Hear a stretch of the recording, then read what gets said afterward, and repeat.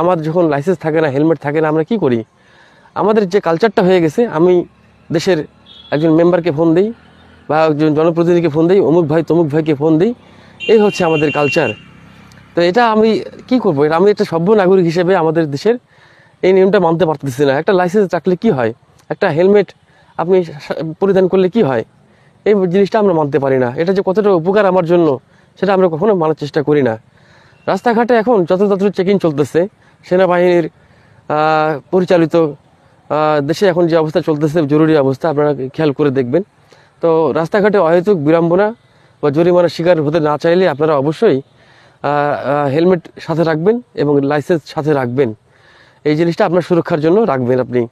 আর সবচেয়ে বড় কথা, শেষ কথা হচ্ছে এখানে, আপনি রাস্তাঘাটে যখন চলাচল করে দেখবেন, তখন সাইনবোর্ডে একটা লম্বা একটা কথা দেখবেন যে একেবারে না ফেরার চাইতে দেরিতে বাড়ি ফেরা অনেক ভালো।